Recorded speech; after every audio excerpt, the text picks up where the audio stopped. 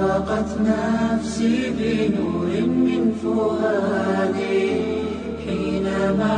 محترم حاضرینو، د رمضان المبارک میاشت راغلی ده.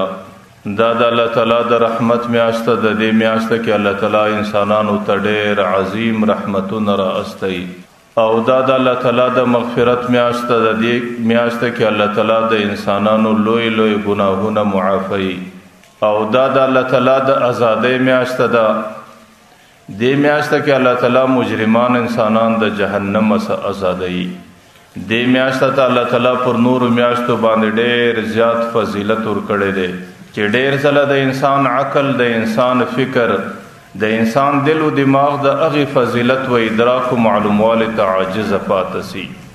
حضرت موسی علیه السلام په باره کې راځي. حضرت موسی علیه السلام کویتور ته رالی. پر کویتور باندې د الله تعالی سره کلام او خبره کوي.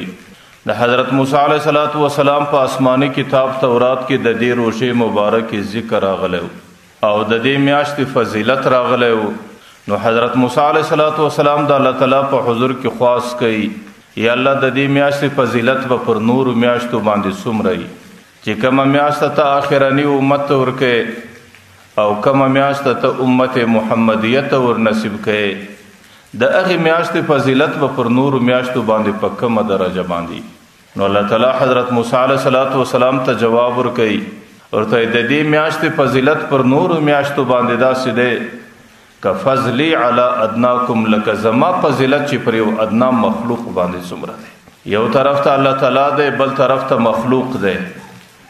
په مخلوقاتو کې قسمه قسم انسانان دي، لیکن په مخلوقاتو کې چې کوم د ادنا او د کښتې درجې مخلوق دی، الله تعالی وایي زما فضیلت چې پر هغې مخلوق باندې څومره دی چې دې امت باندې ما دا کومه میاشت راوستله، د دې میاشتې فضیلت پر نورو میاشتو باندې په دې شان دی. نو ځکه ما درته وویل چې دې میاشت ته الله تعالی په ټولو میاشتو کې ډېر لوی فضیلت ورنصیب کړی دی. په آسماني کتابو کې هم د دې میاشتې ذکر راغلی و او نور آسماني کتابو کې چې د دې میاشتې کم نمونه ذکر شوي وو، د هغې نمو څخه د دې میاشتې مقصد انسان ته ښکاره کېدی چې دا میاشت الله تعالی د کم مقصد دپاره راوستلی ده. حضرت عمر رضی الله عنه د پیغمبر علیه السلام څخه پوښتنه کوي، ورته یې د الله رسوله نورو آسماني کتابو کې د دې میاشتې نوم څه و؟ زموږ په آسماني میاشت کتاب کې د دې میاشتې نوم رمضان دی، شهر رمضان.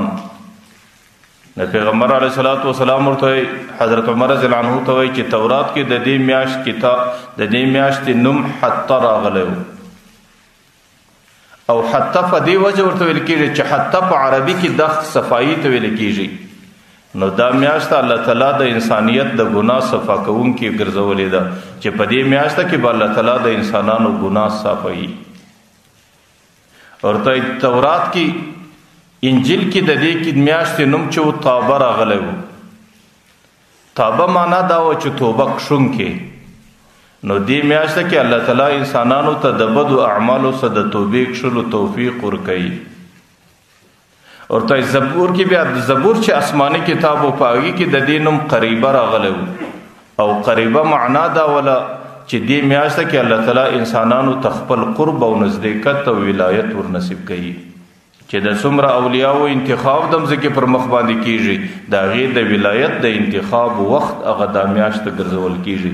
په دې میاشت کې هغې ته د ولایت منصب ورکول کېږي او د ولایت پر مقام باندې کښېنول کېږي. او قرآن کریم کې د دې میاشتې نوم رمضان راغلی دی. یو روایت کې راځي چې رمضان د رمز څخه دی، رمز سوځلو ته ویل کېږي او دا میاشت د دې دپاره راغلی دی چې په دې میاشت کې به انسانان د خپل ځانو ګناهونه سوځي. چې 11 میاشت کې زما څخه کم غلطي سوې ده، په 11 میاشت کې زما څخه کمه نافرماني سوې ده او په 11 میاشت کې زما څخه کومه ګناه سوې ده، د هغې ګناه مغفرت، د هغې ګناه سوځل، د هغې ګناه صفایي دا به د یو بنده په دې میاشت کې په نصیب کېږي.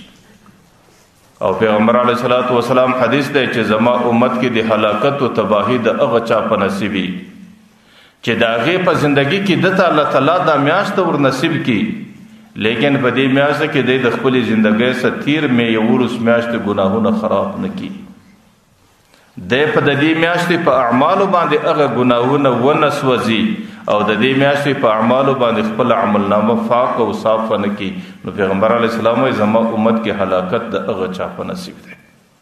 بعضی روایت به راځي چې نه رمضان د رمز سده رمز هغه موسم هغه باران ته ویل کېږي چې د دوبي سمخ کې راځي لکه تاسو باندې اوس باران دی دا باران د دوبي سمخ کې راتلونکی باران دی او دا باران د مځکې د پاره ډېر نفعمند دی د انسانانو د رزقونو پیدا کولو د پاره د حیوانانو د رزقونو پیدا کولو د پاره ډېر نفعمند دی.